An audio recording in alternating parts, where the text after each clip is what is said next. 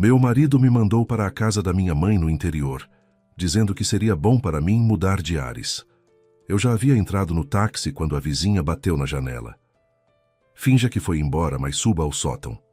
Eu obedeci, e o que vi pelas frestas do assoalho do sótão me deixou paralisada. Antes de começarmos, escrevam de onde estão nos assistindo. Desejamos a todos uma boa escuta. Aquela casa na Rua Antiga já tinha mais de 70 anos. O avô de Paulina, seu Francisco, a construiu logo após a guerra com as próprias mãos, usando toras que ele transportava pelo rio desde o corte de madeira. A avó Zilda contava que ele carregava cada tora nas costas porque era impossível conseguir animal de carga naquele tempo. Falava disso com naturalidade, como se fosse algo completamente óbvio, enquanto servia chá de um velho bule de louça com a alça quebrada. A casa cresceu devagar. Primeiro as paredes, depois o telhado, e o sótão só foi concluído por volta dos anos 60, quando o avô decidiu que a família precisava de mais espaço para guardar frutas e conservas de inverno. No sótão ainda cheirava a fatias de maçã seca. Esse aroma havia penetrado na madeira para sempre, e nenhum tempo seria capaz de apagá-lo. Paulina Ferreira nasceu naquela casa 34 anos atrás. Sua mãe deu à luz ali mesmo, no quarto grande, numa cama de ferro com bolas niqueladas nas cabeceiras, porque a ambulância ficou presa numa estrada encharcada e não chegou a tempo. A avó Zilda fez o parto sozinha. Ela havia trabalhado como auxiliar de enfermagem num posto de saúde rural e, segundo suas próprias palavras, havia trazido ao mundo pelo menos 100 crianças. A mãe repetia com frequência que Paulina nasceu junto com o amanhecer e o canto do galo, e que isso era um bom sinal. Aquele galo ruivo e barulhento viveu no quintal por mais 10 anos e cantava toda manhã com tal força que os vizinhos a 3 casas de distância acordavam. A infância de Paulina transcorreu entre aquela casa e o quintal com as laranjeiras. O quintal era grande, cercado por uma cerca de madeira que o avô pintava de verde a cada primavera. Do outro lado da cerca começava o terreno dos vizinhos, e mais além havia uma vala coberta de urtiga e tiririca, onde as crianças iam brincar. A casa sempre cheirava a algo quente. No inverno, a fumaça da lareira e as ervas secas. No verão, a geleia e ao chão recém-lavado. A avó lavava o chão de um jeito especial, acrescentando folhas de hortelã à água, e depois da limpeza, a casa cheirava como uma horta de farmácia. A avó morreu quando Paulina tinha 26 anos, tranquilamente, durante o sono, numa noite de primavera, quando as primeiras laranjeiras já floresciam lá fora. Naquela época, Paulina trabalhava como contadora numa pequena empresa e alugava um quarto num apartamento compartilhado do outro lado da cidade. Um quartinho com uma única janela para um pátio interno, onde alguém sempre fumava e conversava ao telefone. A casa da avó ficava num bairro antigo de casas particulares, onde jardins e hortas se escondiam atrás de cercas de madeira e os galos cantavam de manhãzinha, embora o centro ficasse a apenas meia hora de ônibus. A avó a havia deixado para Paulina em testamento. Não para a mãe, não para a tia Wanda, mas especificamente para ela. No testamento estava escrito de forma simples: a casa e o terreno deixo à neta Paulina Ferreira. Quando o tabelião leu essas linhas, a tia Wanda cerrou os lábios e ficou vermelha, mas não disse nada. Ela havia recebido o apartamento da avó, um pequeno de um cômodo com varanda, e afinal, não saíra perdendo. A mãe não ficou ofendida. Àquela altura, já morava no interior há muito tempo. Cuidava de galinhas e de uma horta, e uma casa na cidade de nada lhe serviria. A vovó sabia o que estava fazendo, disse ela sentada na cozinha após o enterro. Você é da cidade, precisa mais de um lugar para morar. E eu estou bem aqui. Paulina se mudou para a casa da avó e nos primeiros tempos viveu ali sozinha, acostumando-se com o silêncio, com o rangido do assoalho, com os sons que uma casa antiga faz à noite. O estalo das paredes, o sussurro do vento no sótão, o gotejar da torneira da cozinha que nunca fechava completamente. Ela aprendeu a acender a lareira, a rachar lenha. O vizinho do outro lado da cerca, Seu maneco, não aguentou ver a inabilidade dela e pulou a cerca para mostrar como se colocar corretamente o tronco no bloco. Ela conheceu Antônio 1 ano após a morte da avó, no aniversário da amiga Lena. Lena trabalhava com Paulina na mesma empresa e comemorava seus 30 anos num café de bairro, barato, com cadeiras de plástico e toalhas de papel, mas com um bom cozinheiro que preparava um frango ao molho caprichado. Antônio estava sentado numa mesa vizinha com um grupo de homens de terno e a noite toda ficou olhando para ela. Era bonito, alto, de ombros largos, cabelos escuros e uma covinha no queixo. Ria alto e com segurança, de modo que as cabeças se viravam. Quando Paulina saiu para a calçada tomar um pouco de ar, ele saiu logo atrás, estendeu a mão e disse: Antônio, e você é aquela Paulina que a noite toda faz de conta que não me nota?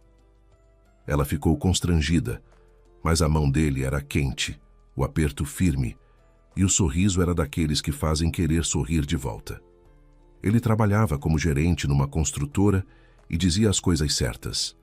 A família é o que mais importa. O homem deve ser um alicerce. Jamais vou decepcionar quem amo. No primeiro encontro, trouxe um buquê de 7 rosas, uma por cada dia desde a noite em que se conheceram. As rosas eram bordô, pesadas, com gotas d'água nas pétalas. Paulina as colocou no vaso de cristal da avó, e elas duraram 10 dias, como se também estivessem tentando causar boa impressão. Casaram-se 8 meses depois. Sem cerimônia pomposa. Antônio dizia não gostar de alarde. No cartório, eram apenas eles dois, a mãe, que veio do interior com um vestido novo, e Lena como testemunha. Após o registro, ficaram em casa à mesa que Paulina havia preparado no quarto grande. A mãe fez galinha caipira assada, Lena trouxe um bolo. Antônio abriu o champanhe e a rolha foi parar no teto, deixando uma marca redonda na cal que ficou lá para sempre. Paulina depois olhava para ela e lembrava daquele dia. Antônio se mudou para a casa dela, e nos primeiros anos tudo era tão bom que ela às vezes se flagrava com um medo supersticioso. Bom demais. Ele mesmo consertou a cerca, que havia tombado e ameaçava cair sobre o jardim dos vizinhos. Trocou os canos enferrujados do banheiro, dos quais saía água cor de chá fraco. Chegou até a plantar uma laranjeira no quintal, jovem e fina, amarrando-a a uma estaca com uma corda de varal. Daqui a 5 anos vamos comer nossas próprias laranjas, dizia ele. E Paulina acreditava. Os vizinhos o cumprimentavam com respeito. Seu maneco certa vez disse: Você se deu bem com esse marido, Paulinha. Um homem habilidoso, caseiro. Ela também pensava assim. Alegrava-se por ver a casa ganhar vida de novo, por ter nela mãos masculinas, uma voz masculina, um cheiro masculino, colônia, suor, metal. As mudanças começaram imperceptivelmente, como uma rachadura na parede que a princípio você não vê, mas que depois não consegue mais ignorar. Uns 3 anos após o casamento, Antônio passou a chegar em casa mais tarde. Antes ele voltava às 6 e jantavam juntos à mesa da cozinha, sob o velho abajur com franjas que havia ficado da avó. Agora ele aparecia às 8, às 9, às vezes até às 10, explicando com viagens a trabalho, negociações, projetos urgentes. Paulina acreditava. Ele tinha um trabalho de responsabilidade, e o ramo da construção não larga ninguém cedo. Ela deixava o jantar numa panela no fogão coberta com um pano de prato e ia dormir sozinha, escutando o tic-tac do relógio de parede com o cuco que há muito havia travado. Mas depois ela notou outra coisa. Antônio havia passado a olhar para a casa de um modo diferente. Antes elogiava a construção sólida, o trabalho do avô. Agora dizia cada vez mais: essa casa poderia valer um bom dinheiro.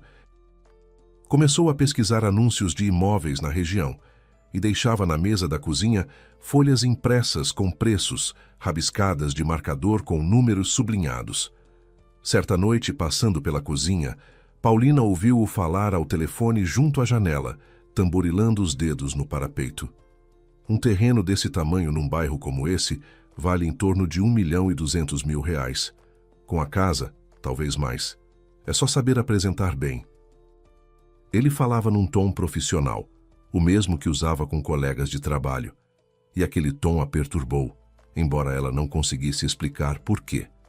Quando Paulina perguntou no jantar para que serviam aquelas folhas impressas, ele respondeu com calma, sem tirar os olhos do prato. Só curiosidade para saber quanto vale nosso bairro. Nunca se sabe, pode ser útil. E acrescentou aquele sorriso, o mesmo com que ela um dia se derretia. Paulina não deu importância. Errou. E então começaram as conversas sobre a mãe. Antônio passou a mencionar a toda oportunidade que a mãe dela estava sozinha no interior, que ela envelhecia, e a filha ingrata aparecia de 3 em 3 meses, e ainda assim, por apenas 2 dias. Quando foi a última vez que você foi ver sua mãe? Ele perguntava de um jeito aparentemente cuidadoso, mas com certa pressão. É uma vergonha, Paulina. Ela está lá sozinha, e você fica aqui sentada. E bem que ele tinha razão. Ela de fato raramente ia visitar a mãe. O trabalho e as obrigações domésticas consumiam todo o tempo, mas nas palavras dele havia algo estranho, um cálculo que Paulina sentia na pele, mas não conseguia captar com a razão. Ele não estava com pena da mãe. Ele estava empurrando Paulina para fora. O dinheiro também se tornou um problema. Antônio ganhava bem, pelo menos era assim antes. Mas no último ano, o conforto em casa havia diminuído visivelmente. A geladeira esvaziava mais rápido. Ele explicava com a crise no setor da construção, atrasos no salário, projetos mal sucedidos. Está assim para todo mundo, dizia, abrindo os braços. Vamos aguentar. Paulina arranjou trabalho extra, fazendo contabilidade para 2 pequenas empresas à noite, sentada com o notebook na cozinha, conferindo números sob o mesmo abajur com franjas. Tudo o que ganhava, algo em torno de R$ 2.500 por mês, ela entregava ao orçamento familiar. Antônio recebia o dinheiro como se fosse o que lhe cabia, sem agradecer e sem perguntar se ela estava cansada. O dinheiro desaparecia como água na areia, e Paulina não sabia para onde ia. A vizinha se chamava Dona Zefa Cardoso. Tinha 78 anos e morava sozinha numa casinha do outro lado da cerca. Baixinha, com venezianas azuis, e uma varanda onde sempre havia chinelos de borracha, independentemente da época do ano. O marido, Nicolau, havia morrido uns 15 anos atrás, do coração. Os filhos, um numa cidade, uma filha noutra, vinham nos feriados e nem sempre. Dona Zefa era daquelas pessoas fáceis de não notar. Quieta, baixinha, ligeiramente encurvada, sempre no mesmo avental florido com bolsos dos quais saíam tesouras, um pano ou sementes. As mãos estavam sempre sujas de terra, de tanto mexer nos canteiros. Ela cultivava de tudo, desde cheiro verde até jabuticaba, e presenteava os vizinhos com tanta generosidade que parecia que seu quintal era um sítio inteiro. Paulina se dava bem com ela, ajudava a carregar baldes pesados de água, e Dona Zefa a presenteava com geleia de jabuticaba, densa e âmbar, com as frutas inteiras, feitas segundo a receita da própria mãe. Às vezes, à tardinha, ficavam sentadas no banco perto do portão, velho e polido de tanto uso, conversando sobre nada. O tempo, os preços no mercado, que antes o pão era diferente e os invernos eram de verdade. Dona Zefa falava de mansinho, com uma cadência suave, e em cada frase sentia-se uma pessoa que havia visto muito e pouco se queixara. Antônio não gostava de Dona Zefa. Chamava-a de a vigilante e de a velha intrometida. Torcia o nariz quando a via perto da cerca, e certa vez na frente de Paulina soltou: "Sua velha de bisbilhoteira de novo, não tem o que fazer. Fica sentada ali como uma coruja, olhando para tudo." Paulina dizia que Dona Zefa era apenas uma pessoa idosa e solitária, que não atrapalhava ninguém. Mas ele acenava com irritação. E tinha razão em uma coisa. Dona Zefa, de fato, notava tudo. Via quem entrava no quintal deles, ouvia pela cerca fina quando brigavam, sabia a que horas Antônio saía de manhã e voltava à noite. Mas ela nunca se metia com conselhos, nunca fofocava com outras vizinhas, nunca julgava em voz alta. Só às vezes, quando a conversa ficava em silêncio, ela olhava para Paulina com seus olhos castanhos desbotados, olhos de quem há muito compreendeu tudo, mas não quer assustar, e dizia: olha por você, Paulinha. Homem vem em todos os tipos.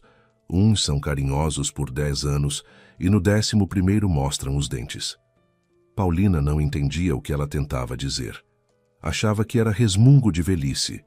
Mas Dona Zefa conhecia a vida melhor do que se podia imaginar. Ela própria havia passado pela traição do marido. O Nicolau, aparentemente um homem tranquilo, motorista de ônibus e 20 anos de marido exemplar, certa vez simplesmente foi a um tabelião e passou o sítio que tinham em comum para sua própria irmã. Uma escritura de doação feita enquanto Dona Zefa estava internada após uma cirurgia. Quando ela recebeu alta e soube, quase teve uma recaída. Ela recuperou o sítio na justiça, depois de 1 ano e meio de peregrinações por repartições, nervos e noites sem dormir.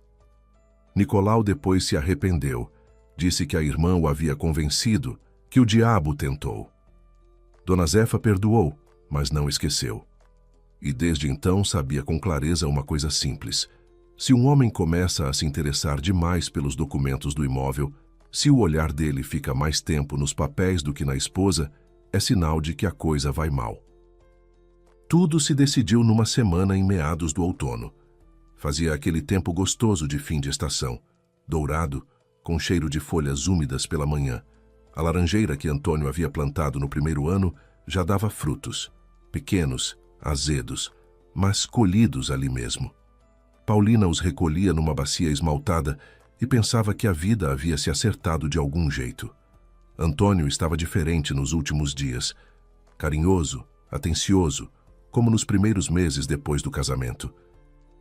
Trazia chocolates para casa, os preferidos dela com castanhas numa caixa com laço.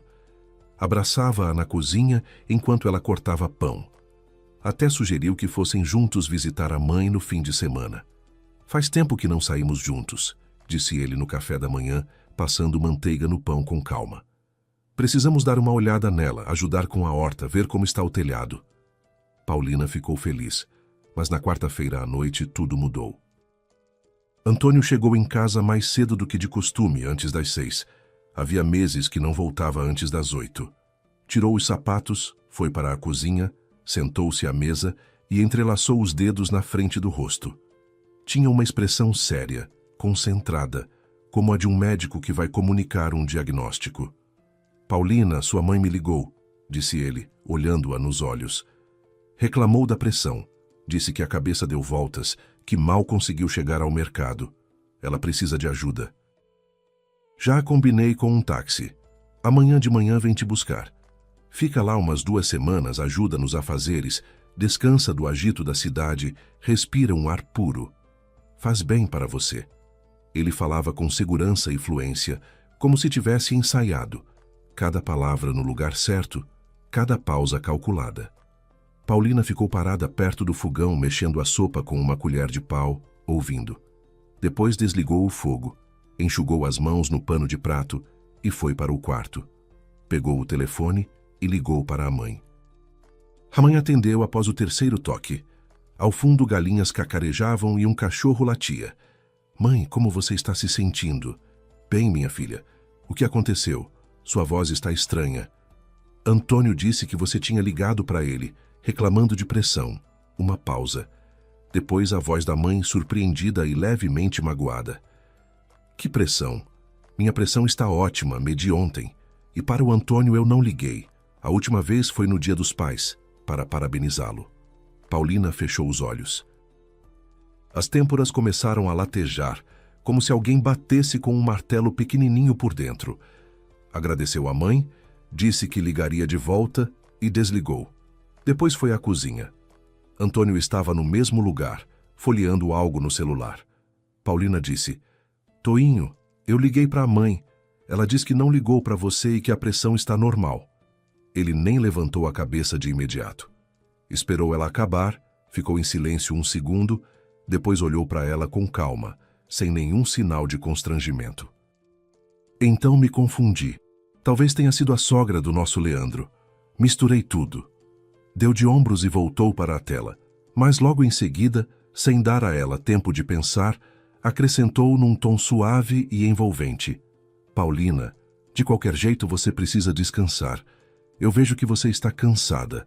Olheiras, dormindo mal, nervosa no trabalho. Vai para a casa da sua mãe. Fique em contato com a natureza. Vai te fazer bem. Eu me viro aqui sem você. Vou cozinhar um feijão e você volta renovada. Ele pronunciava palavras que deveriam soar como cuidado, mas eram vazias como casca de noz sem miolo. Na voz dele, ela escutou algo que antes não havia percebido, ou não havia querido perceber. Não cuidado, mas impaciência. Não ternura, mas cálculo. Ele queria que ela fosse embora, e queria isso não pelo bem da saúde dela. Ele precisava da casa vazia. Por quê? Paulina ainda não sabia, mas a ansiedade já havia se instalado em algum lugar abaixo do peito, entorpecida e pesada como uma pedra. Tudo bem, disse ela. Vou. Ele acenou com a cabeça um pouco mais rápido do que o necessário e voltou a olhar para o celular. Nos lábios dele relampejou a sombra de um sorriso, não alegre, mas satisfeito. O sorriso de quem está vendo o plano dar certo. Na manhã de quinta-feira, Antônio se levantou antes dela. Quando Paulina saiu do quarto, ele já estava no corredor, vestido e barbeado, e perto da porta havia a mala de viagem dela, azul, com um zíper gasto. Ele mesmo havia arrumado: 2 calças jeans, algumas camisetas, um casaco quente, escova de dente. Roupas para 2 semanas, talvez mais. Paulina olhou para dentro e notou que ele havia colocado um agasalho grosso. Lá fora era outono, fazia 20 graus durante o dia. Para que um agasalho de frio? Ele a estava mandando embora por muito tempo. O táxi chega em 15 minutos, disse ele, entregando-lhe uma xícara de café com leite, como ela gostava. Aquela demonstração de atenção em meio a tudo parecia quase uma provocação. Não se esqueça de ligar quando chegar. Ele a beijou na bochecha, rápido e seco, sem calor, sem demora. Um carimbo num envelope. Ele já estava mentalmente em outro lugar, contando os minutos até a saída dela. O táxi esperava na calçada, um carro prata com o para-choque traseiro rachado e um aromatizador de pinheirinho no espelho. O motorista ajudou a colocar a mala no porta-malas e sentou-se em silêncio no volante. Antônio ficou na varanda com o braço levantado em gesto de despedida, mas não desceu os degraus, não foi até o carro. Paulina se acomodou no banco de trás, fechou a porta e olhou para a casa pela janela. Antônio já não estava na varanda. Havia entrado sem esperar o carro partir. Nem acenou direito. E então soou uma batida, suave, com as juntas dos dedos no vidro. 3 toques rápidos. Paulina se virou e viu Dona Zefa. Ela estava parada junto ao carro, ligeiramente curvada no seu eterno avental, por cima de uma blusa desbotada, e o rosto tinha uma expressão que Paulina nunca havia visto antes. Tenso, resoluto, quase assustado, como o de alguém que ficou calado por muito tempo e finalmente decidiu falar. Paulina baixou o vidro. O ar da manhã cheirava a laranja e a orvalho. Minha filha, sussurrou Dona Zefa, olhando para a casa fechada. Me escuta, não vá embora. Quer dizer, finja que foi. Deixe o táxi dobrar a esquina, você desce e volta pelo quintal de fininho.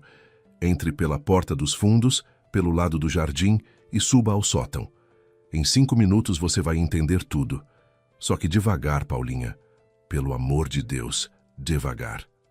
Paulina a olhava sem entender. Passou pela cabeça o pensamento de que Dona Zefa havia começado a delirar com a idade. Mas os olhos da velha eram claros, sóbrios, agudos. Esses olhos não deliravam. Dona Zefa, o que aconteceu? Perguntou em voz baixa. A velha olhou ao redor rapidamente e falou ainda mais baixo. Não há tempo para explicar, minha querida. Ontem à noite eu estava na varanda, tomando chá antes de dormir, e seu marido saiu para o quintal, ficou perto da cerca e ficou falando ao telefone, alto com a certeza de que ninguém estava ouvindo. Paulinha, ele não é quem diz ser. Por favor, escute uma velha.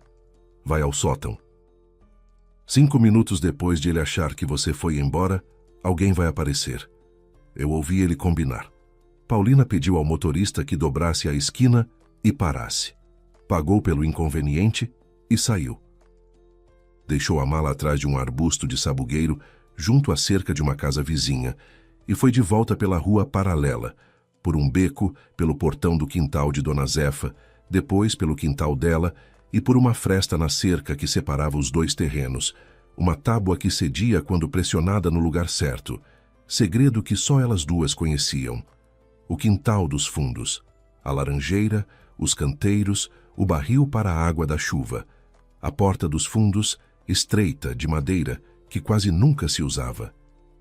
As dobradiças enferrujadas faziam a porta ranger, de modo a ser ouvido por toda a casa. Paulina se lembrou de como a avó ensinara a abri-la sem fazer barulho. Era preciso erguê-la levemente pela maçaneta, retirando o peso das dobradiças e puxar devagar, milímetro por milímetro. Ela fez assim. A porta cedeu com um farfalhar quase inaudível. A casa cheirava a café e a colônia de Antônio. Ele estava nas salas da frente. Paulina ouvia seus passos, pesados, donos do lugar, e o tilintar de uma xícara no pires na cozinha. Ele estava tomando café e esperando ela estar longe o suficiente. A escada do sótão ficava no corredor, perto da parede dos fundos. Degraus de madeira, íngremes e estreitos, com um corrimão de viga lisa polida por décadas de palmas. Paulina subia colocando os pés bem na beira dos degraus, onde as tábuas rangiam menos. O mesmo truque que a avó lhe havia ensinado na infância, quando ela subia ao sótão pegar frutas em conserva e temia ser ouvida pelo avô. Degrau por degrau, devagar, prendendo a respiração. No sótão havia penumbra e cheirava a madeira seca, a poeira e aquelas mesmas frutas, o cheiro entranhado nas toras para sempre. Por uma janelinha pequena e turva, entrava a luz da manhã numa faixa oblíqua, com partículas de poeira flutuando no ar. Paulina sentou-se num velho baú forrado de folha de Flandres, no qual a avó guardava o edredom de inverno. Tirou o telefone, colocou no mudo e abriu mecanicamente o gravador de voz. As mãos fizeram sozinhas, por hábito de quem trabalha a vida toda com documentos e sabe que qualquer fato pode ser útil. Apertou gravar e pôs o telefone no bolso do casaco. Passou 1 minuto. Ela contava os segundos olhando para as tábuas empoeiradas. 2. Lá embaixo era silêncio. Só os passos de Antônio da cozinha para a sala e de volta. 3. Uma cadeira rangeu. Uma colherzinha tilintou. Ele estava terminando o café. 4 minutos.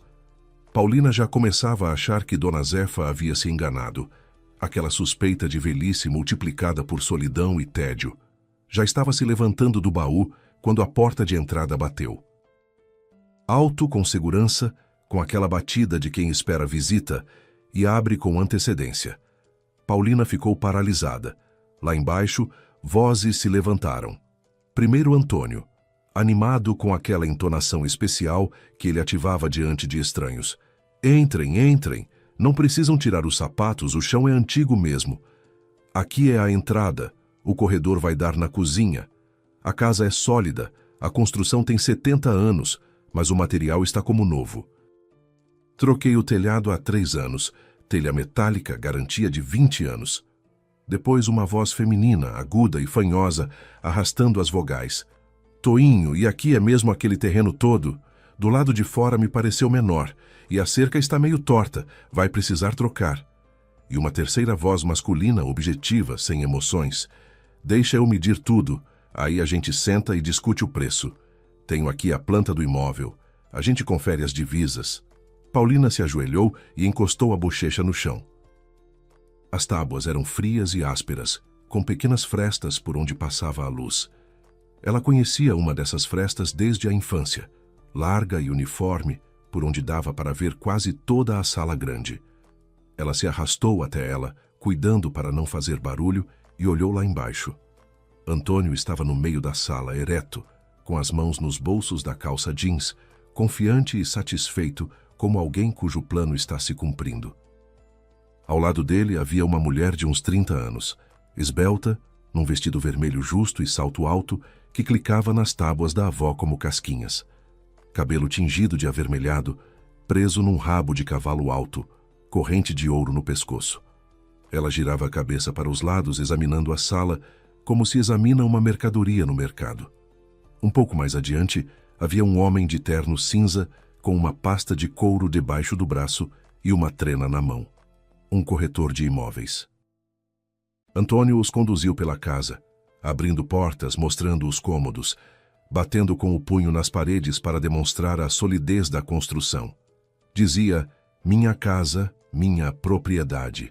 E nem uma vez mencionou que o imóvel pertencia a Paulina, que estava registrado em nome dela, que ela havia recebido como bem particular por herança. O corretor andava pelos cômodos com a trena, media as paredes e anotava num caderninho.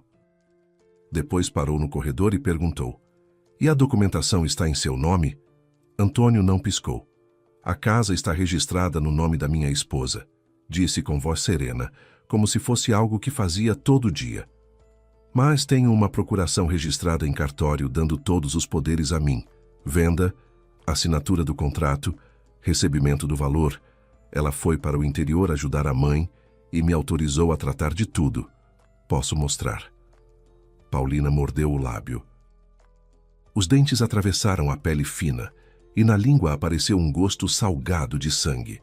Ela jamais havia dado qualquer procuração. Nunca havia nem cogitado isso.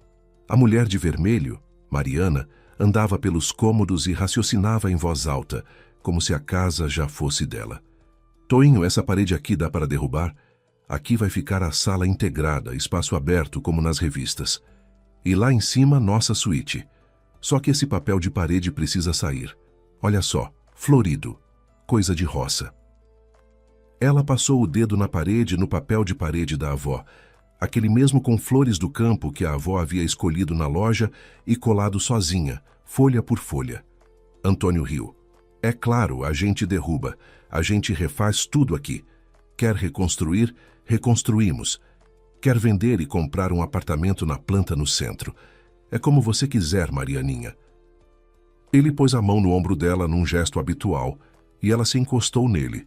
E ficaram parados no meio do quarto de Paulina, no assoalho dela, sob o teto dela, como donos. Depois foram para a cozinha. Antônio tirou do armário a garrafa de conhaque que Paulina havia comprado para o aniversário dele e encheu as taças. O corretor bebia em pequenos goles e folheava documentos da pasta. Antônio mostrou-lhe algum papel. Paulina não via qual, mas ouviu o corretor dizer: a procuração parece estar em ordem. Preciso de um dia para verificar tudo e depois de amanhã podemos fechar o negócio. O comprador já está certo, uma pessoa séria, pronto para pagar à vista. E então Mariana perguntou com indiferença, mexendo a colher no açúcar: e a esposa, com certeza não vai voltar? Não vai armar um escândalo? Antônio a dispensou como se fosse uma mosca. Para onde ela vai? Está na casa da mamãezinha no interior catando batata. Ela é quietinha, não tem peito. Mesmo que descubra, não vai fazer nada. Não tem esse feitio. 10 anos lavando o cérebro dela. Ela já está acostumada a que eu decido tudo. Falo que é preto, ela acredita. Falo que assina, ela assina. Só que desta vez nem precisa assinar nada. A procuração já está pronta. Essas palavras doeram mais do que todo o resto. Mais do que a traição, mais do que a falsificação, mais do que a mulher estranha em sua casa. 10 anos lavando o cérebro. Ela está acostumada. Não tem esse feitio. Ele falava de Paulina como se fala de um objeto, com indiferença, com leve desdém, com a certeza de quem acredita que uma coisa não pode responder. Paulina ficou deitada no sótão com a palma da mão sobre a boca para não emitir nenhum som. As lágrimas escorriam pelas bochechas e pingavam nas tábuas empoeiradas. O celular no bolso gravava cada palavra. A risada dele, a voz manhosa dela, o tilintar das taças, o rangido das cadeiras. Ela estava deitada e pensava: ele tem razão. Ela era de fato quietinha. Havia acreditado em cada palavra dele por 10 anos. Havia aceitado cada decisão que ele apresentava, como se fosse uma decisão de ambos, e nenhuma vez havia dito não. Não tem esse feitio. Mas ali mesmo, naquele sótão empoeirado, entre os baús da avó e os potes de geleia, com a bochecha encostada nas tábuas que seu avô havia colocado, Paulina sentiu algo se deslocar dentro dela. Não se partir. Se deslocar, como um osso que precisa primeiro quebrar para depois colar na posição certa. Algo que havia muito tempo estava torto finalmente se encaixou no lugar. E em vez de dor, em vez de medo, em vez do hábito de fechar os olhos e fingir que nada havia acontecido, ela sentiu raiva, uma raiva quieta, calma, lúcida, não uma histeria, mas uma determinação fria, como se a avó Zilda e Dona Zefa, todas aquelas mulheres que haviam vivido antes dela e sabido sobreviver, se posicionassem às suas costas e dissessem: chega, levanta. Eles saíram 1h30 depois. Paulina ficou deitada ouvindo as portas baterem lá embaixo, Antônio despedindo os convidados, o clique dos saltos de Mariana pelo caminho até o portão. Depois, o som do motor indo embora.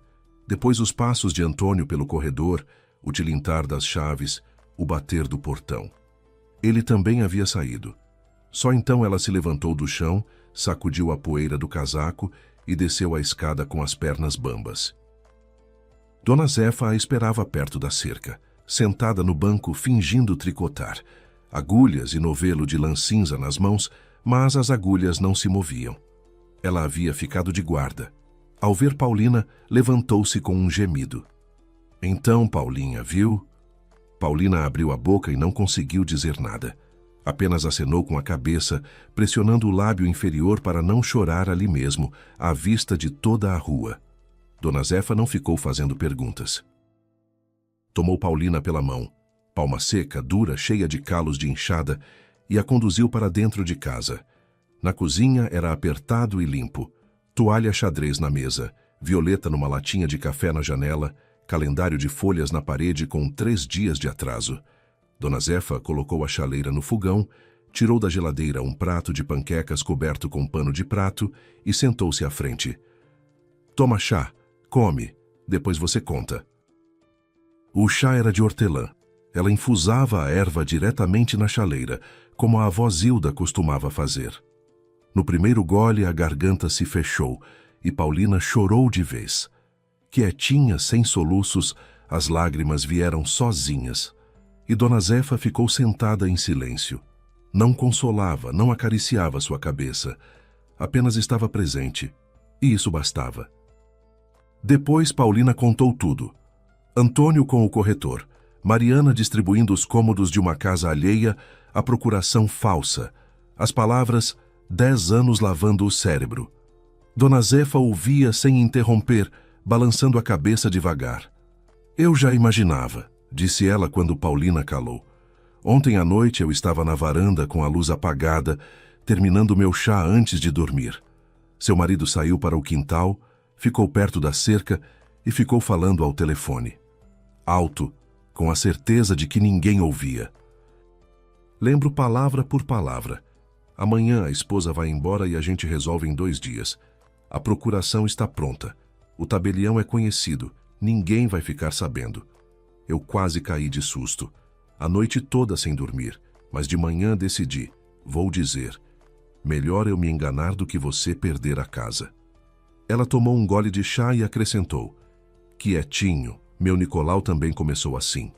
Achou que mulher boba não vai entender. E eu entendi. Você também vai entender. O principal não é chorar, é agir. Dona Zefa, o que eu faço? Perguntou Paulina. E a voz saiu fina, infantil. A velha olhou para ela com severidade, como professora que vê que o aluno sabe a resposta, mas tem medo de dizê-la. O que faz? Primeiro, se acalmar. Segundo, registrar um bloqueio de alienação para que ninguém possa movimentar o imóvel sem você. Terceiro, achar um advogado de confiança. E quarto, não mostrar ao marido que você sabe. Deixe-o relaxar. Pessoa relaxada comete erros. Paulina ficou acenando com a cabeça, memorizando cada palavra. Dona Zefa falava com segurança nascida da experiência, não de livros, mas vivida, paga com nervos e noites sem dormir. Naquela mesma tarde, Paulina foi para a casa da mãe, mas foi como uma pessoa diferente. A mãe morava no interior, 30 casas, um mercadinho com metade das letras da fachada apagadas, um correio que funcionava 3 dias por semana e um ônibus 2 vezes ao dia. Quando Paulina apareceu na porta, a mãe estava na varanda com um colete jogado nos ombros, alimentando o gato, ruivo sem nome que havia aparecido no inverno passado e ficado. "Paulinha, o que aconteceu? Você está sem cor." Ela agarrou a filha pelos ombros e a virou para a luz da janela. Paulina a abraçou com força, como não abraçava há muito tempo, inalou o cheiro de seu cabelo, fumaça de lenha e leite, e disse: "Mãe, preciso de ajuda, e preciso do Sérgio." Sérgio chegou na manhã seguinte, no carro antigo que tossia em cada curva. Tinha 42 anos, era primo de Paulina, filho da tia Wanda. Havia morado a vida toda pertinho da casa da avó antes de ir estudar direito. Agora trabalhava na administração municipal com questões de terra e imóveis. E na família era considerado um homem de confiança, embora chato. Meio calvo, de óculos com armação fina, com o hábito de limpar as lentes com um lenço a cada 5 minutos, quando pensava, falava devagar, pesando cada palavra, e nunca prometia o que não podia cumprir. Sentaram-se na cozinha da mãe, a mesma mesa em que Paulina havia feito os deveres de escola na infância. A mãe pôs a chaleira, cortou o pão, tirou um pote de conserva. Paulina contou tudo a Sérgio, do início ao fim, e deixou-o ouvir a gravação. Ele ouvia inclinado para o telefone, apertando pausa de vez em quando. "Essa é a voz do seu marido, com certeza. E esse, quem é? O corretor. E aqui, o que ele disse? Repete, não entendi." Quando a gravação terminou, Sérgio tirou os óculos e os limpou com cuidado especial. Depois os pôs na mesa e olhou para ela. Olhos pequenos, míopes e muito sérios. "Paulina, isso não é apenas um divórcio. Isso é caso penal. Falsificação de documentos. Até 2 anos. Estelionato imobiliário. Dependendo do valor apurado, até 10 anos. Seu marido entrou numa história muito suja e precisamos agir rápido antes de ele concluir o plano." A mãe estava sentada de costas para a parede, em silêncio, com as mãos dobradas no colo. O rosto havia empalidecido e Paulina via como ela apertava os dedos com tanta força que os nós dos ossos apareciam sob a pele. Mas ela não chorou. Apenas disse em voz baixa: "Eu sempre senti que tinha algo errado com ele. Mas você estava feliz e eu fiquei calada. Foram ao cartório de registro de imóveis registrar o bloqueio de alienação, uma averbação que impedia qualquer transação com o imóvel sem a presença pessoal da proprietária. A atendente leu o requerimento, levantou os olhos e perguntou: "A senhora tem certeza? Com esse bloqueio, ninguém além da senhora poderá movimentar esse bem." Paulina acenou com a cabeça. O pedido foi aceito e registrado no mesmo dia. Isso significava que mesmo que Antônio levasse uma procuração falsa a um tabelião e o convencesse de sua autenticidade, o registro da venda seria barrado automaticamente. Depois, Sérgio pediu para reunir todos os documentos do imóvel. Paulina os havia trazido consigo: a escritura de inventário e a matrícula do imóvel com a certidão de ônus atualizada. Sérgio verificou cada papel. Tudo estava em ordem. O imóvel pertencia a Paulina, e somente a ela. Como bem particular recebido por herança antes do casamento, a casa não era considerada bem comum do casal. Era propriedade exclusiva dela, mas a revelação mais difícil estava em outro lugar. Sérgio fez uma pergunta inesperada. "Em casa há alguma pasta, algum papel que ele guarda separado, ao qual você não tinha acesso?" Paulina se lembrou da gaveta da cômoda antiga no quarto. Antônio guardava ali uma pasta com documentos, e ela nunca havia mexido. Achava que era assunto particular dele. Sérgio balançou a cabeça. "Precisa ver o que tem aí. Para falsificar uma procuração, ele precisaria de cópias do seu RG, fotos, amostras de assinatura. Esse tipo de coisa não se faz do nada." Esperaram a ligação de sábado de Antônio, quando ele informou que estava planejando arrumar o porão. Ficou claro que durante o dia ele não estaria em casa. No domingo, bem cedo, os dois foram até lá. Paulina entrou pela porta dos fundos pelo mesmo caminho do sótão, rápida, silenciosa, sem deixar rastros. Antônio não estava. Na cozinha havia uma xícara suja, no corredor os tênis dele. Havia saído de manhã cedo. Paulina abriu a gaveta da cômoda, tirou a pasta e saiu sem demorar 1 minuto. Já no carro, Sérgio abriu a pasta e ficou em silêncio. Depois, lentamente, espalhou no colo 4 folhas, xerocópias das páginas do RG de Paulina, tiradas em épocas diferentes. Numa ela estava com o penteado antigo, na outra com o novo. Na terceira folha, havia uma foto recortada de alguma cópia e colada em folha em branco. Um rascunho. Material para falsificação. Sérgio tirou os óculos e olhou para ela. Ele estava se preparando há meses, sistematicamente, com calma, sem pressa. Ele sabia exatamente o que estava fazendo. Antônio ligou num sábado pela manhã. Paulina estava na varanda da casa da mãe, olhando a neblina subir sobre a horta, esperando aquela ligação. A voz dele estava animada e afetuosa, com aquela intimidade doméstica que ele sabia ligar como uma lâmpada. "Oi, Paulinha, como você está? Como está sua mãe?" "Tudo bem, Toinho," ela respondeu, espantada com sua própria calma. "Mãe está ótima. Ontem fizemos geleia e hoje vamos colher ervas. Está tão gostoso aqui. Acho que fico mais uma semana se você não se importar." Na linha ouviu-se uma expiração baixa, mas Paulina a captou. Alívio. Tudo ia conforme o plano dele. "Claro, descansa," disse ele, com a generosidade de quem dá o que não lhe custa nada. "A propósito, não tem problema se eu arrumar um pouco a casa, rever o porão, revirar os armários?" Estava adiando sempre. Paulina entendeu na hora. Ele estava procurando os documentos originais, a matrícula, algum papel para o tabelião. "Claro, Toinho, arruma à vontade. Você é tão caseiro, já era hora de arrumar o porão." Despediram-se. Paulina apertou desligar e olhou para Sérgio, que estava sentado ao lado dela no degrau da varanda, e havia ouvido cada palavra. Ele acenou com a cabeça brevemente. "Muito bem. Que ele ache que você não sabe de nada. Precisamos de mais um dia." No mesmo dia, Sérgio ligou para um delegado conhecido. A conversa foi curta e objetiva. O delegado ouviu, pediu a gravação e disse: "Para a abertura de inquérito, só a gravação não basta.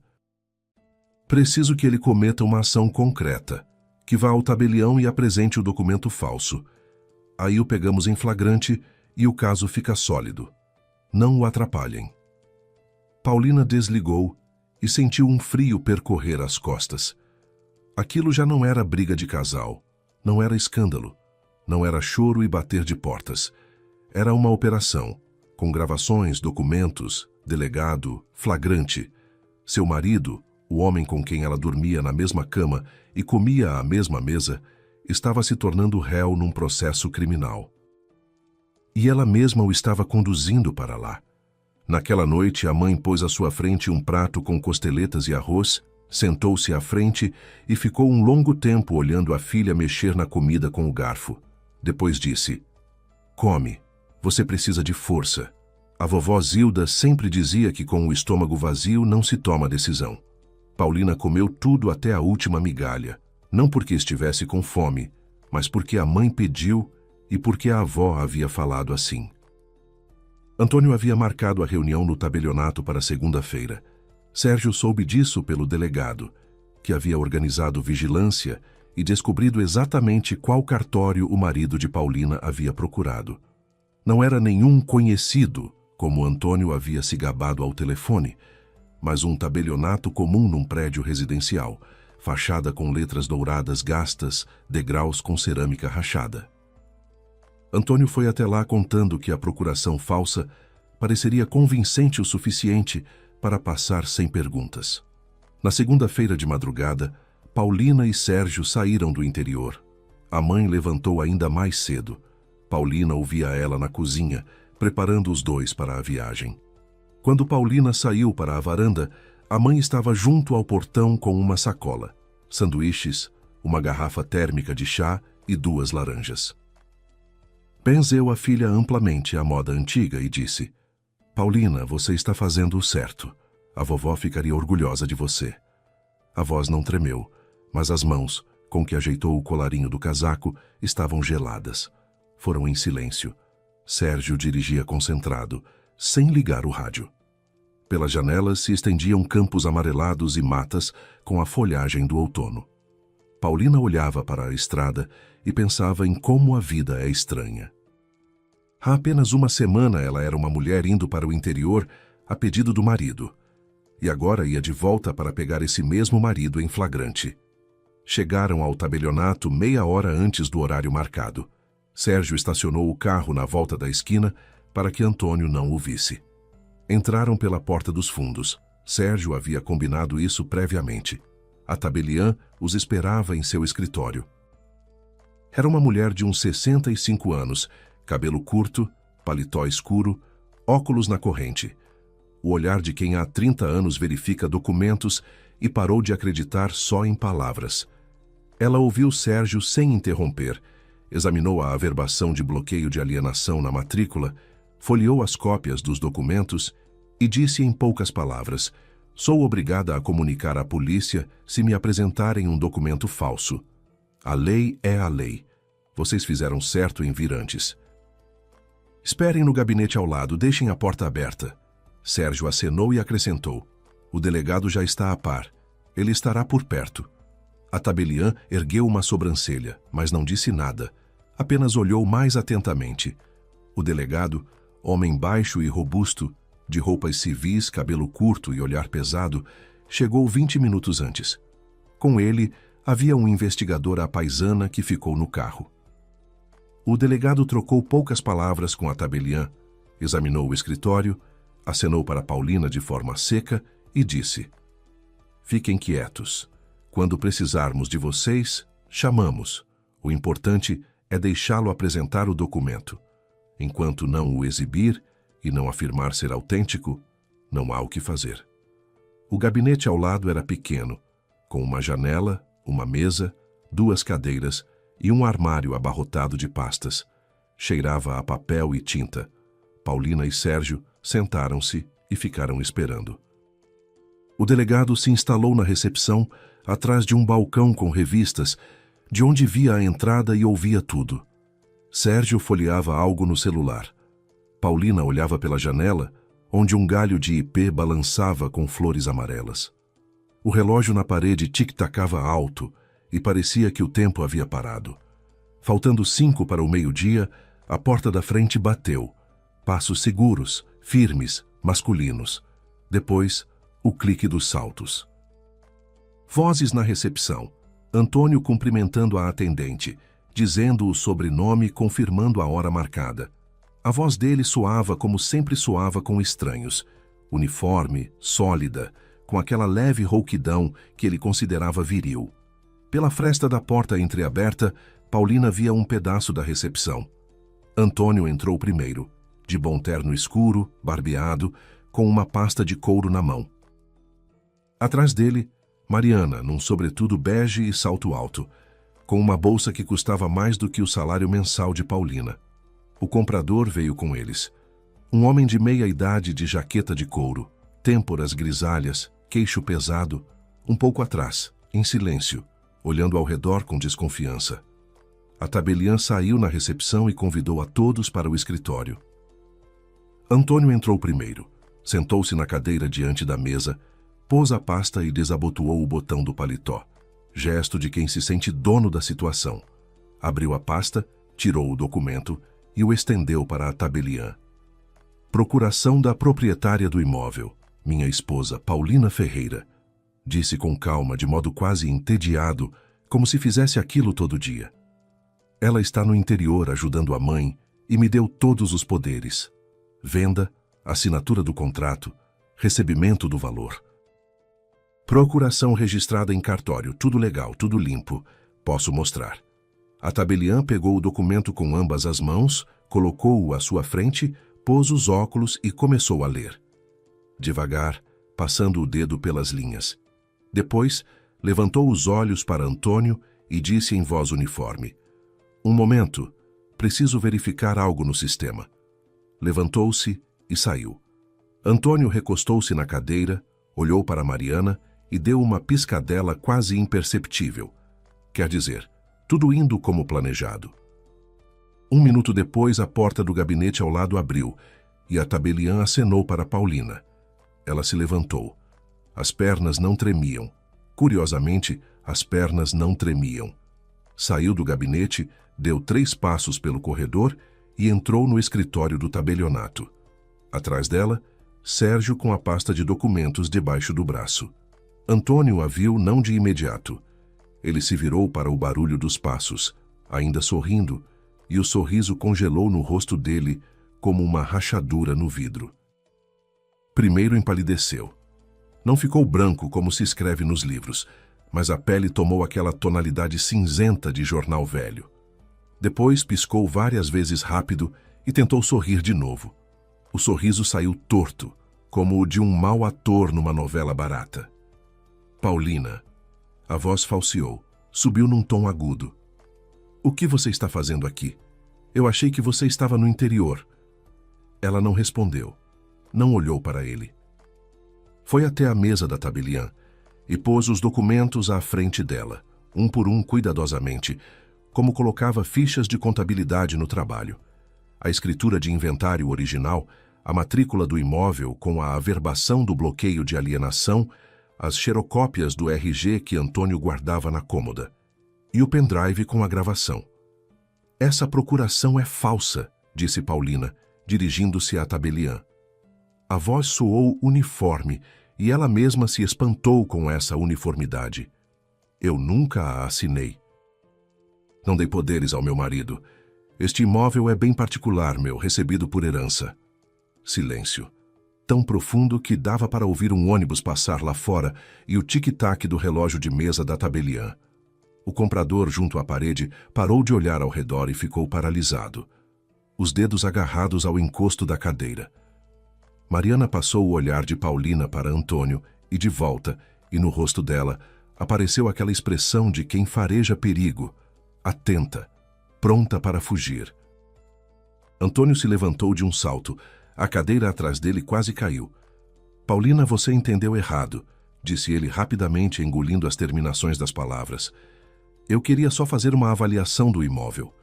Não é venda, é avaliação. O corretor me disse que sem procuração nem avaliação dá para fazer. Eu estava tentando por nós dois, Paulina, por nós." Sérgio silenciosamente abriu a pasta, tirou o celular e apertou reproduzir. No silêncio do tabelionato, a voz de Antônio começou a soar. Animada, dona do lugar, aquela mesma com que havia levado Mariana e o corretor pela casa alheia. "Mais 1 ou 2 dias e o imóvel vai estar vendido. A esposa está na casa da mamãezinha no interior catando batata. Ela é quietinha, não tem peito. 10 anos lavando o cérebro." Mariana não esperou o fim. Agarrou a bolsa com as 2 mãos, apertou-a contra o peito e recuou em direção à porta. O comprador levantou as 2 mãos com as palmas para a frente. "Eu não tenho nada a ver com isso. Me disseram que era negócio limpo. Estou saindo." E saiu atrás de Mariana, fechando a porta com cuidado. Mas ir longe não conseguiram. Na recepção, o delegado já os esperava. Levantou-se, bloqueou o caminho com calma e mostrou a identidade. "Ninguém sai", disse ele, não alto, mas de modo que ficou claro que era inútil argumentar. "Todos ficam até o esclarecimento dos fatos. Já vem a equipe." O investigador entrava da rua segurando a porta para 2 policiais fardados. Mariana empalideceu e se encolheu na parede. O comprador levantou as mãos de novo e tagarelou. "Eu não sabia de nada. Me mostraram um anúncio. Disseram que estava tudo certo." Antônio estava parado no meio do escritório sozinho. Ouvia as vozes da recepção, o delegado chamando os sobrenomes, o estalo dos rádios dos policiais. Estava no seu bom terno com o botão do paletó desabotoado. E pela primeira vez em todos os anos que Paulina o conhecia, ele não sabia o que dizer. Não havia frases preparadas, não havia explicações fluidas, Não havia aquela segurança preguiçosa com que a havia controlado por 10 anos. Ele a olhava como se a visse pela primeira vez. E talvez de fato a visse, porque a mulher que estava diante dele não era aquela Paulina que ele conhecia. Toinho, disse ela em voz baixa, você tinha razão em uma coisa. De fato foi bom para mim ficar longe da cidade, longe de você. Ele abriu a boca e a fechou, e esse silêncio foi mais eloquente do que qualquer palavra. O divórcio foi concluído em 3 meses. Antônio não resistiu. Ele tinha outros problemas. O inquérito corria a todo vapor. Já na primeira semana, o delegado identificou quem havia fabricado a procuração falsa. Um certo Genivaldo, conhecido de Antônio, que trabalhava numa gráfica e tinha acesso a equipamentos de impressão. Foi encontrado rapidamente. No celular de Antônio havia ficado toda a troca de mensagens. Genivaldo prestou depoimento no primeiro dia e contou tudo. Antônio havia o procurado 6 meses antes, pagou 50 mil reais pela fabricação do documento e prometera mais 200 mil reais após a venda da casa. Genivaldo chorava na delegacia e repetia que não havia querido, que tinha dívidas, que o diabo tentou. Exatamente como o Nicolau, marido de Dona Zefa, o diabo tentou. A desculpa eterna do homem fraco que cometeu uma grande vilania. Vieram à tona outras coisas.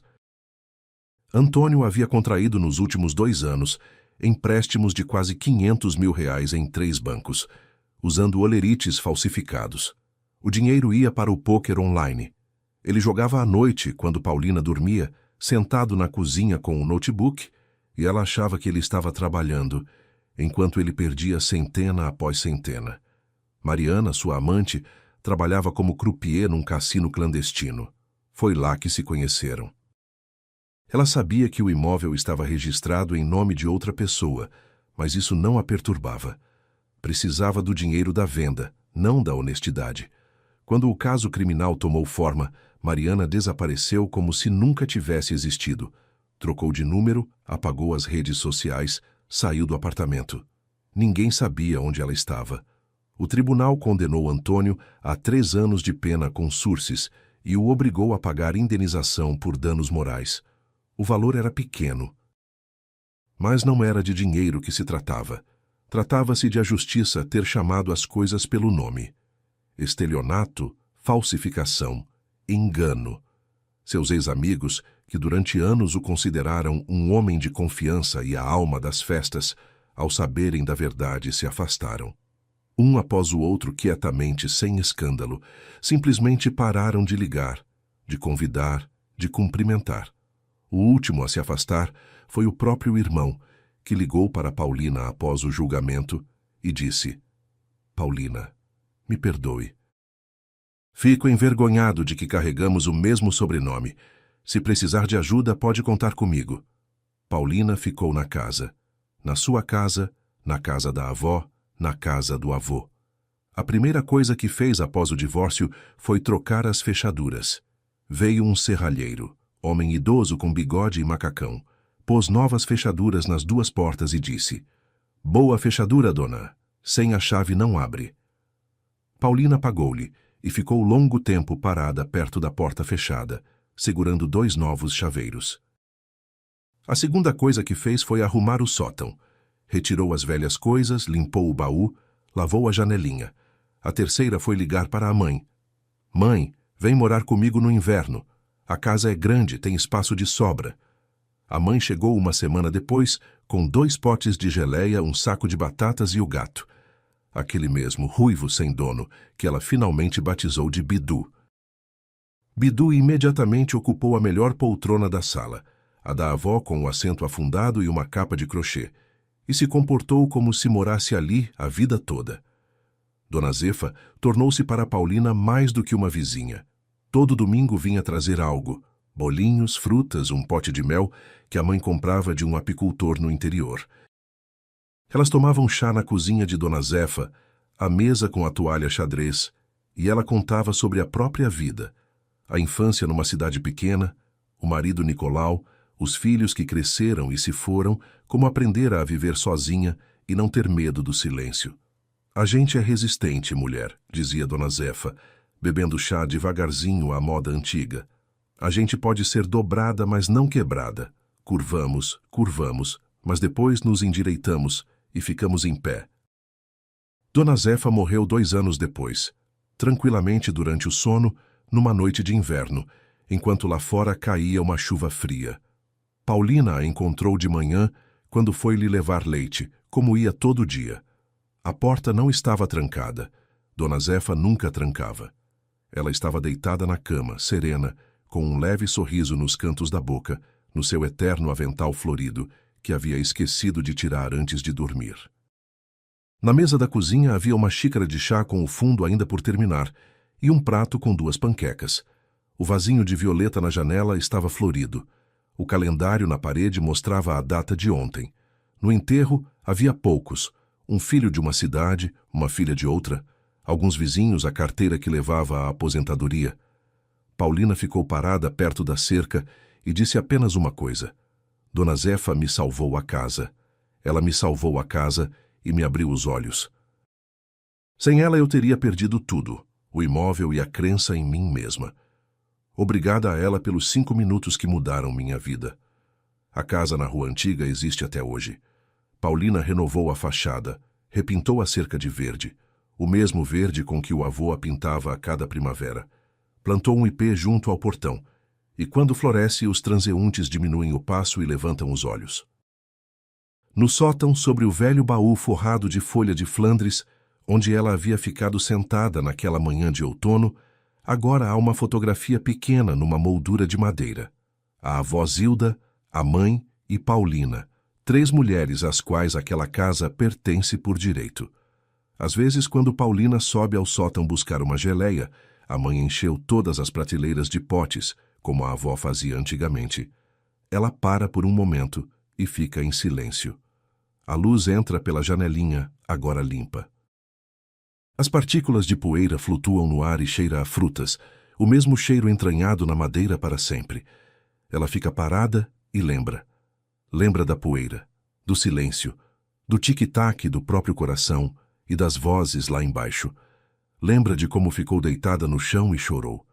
E lembra de como se levantou. Porque 5 minutos no sótão não são apenas tempo, são o momento em que você descobre o quanto realmente vale. Obrigado por ouvirem a história. Com vocês estava o canal Recanto das Histórias.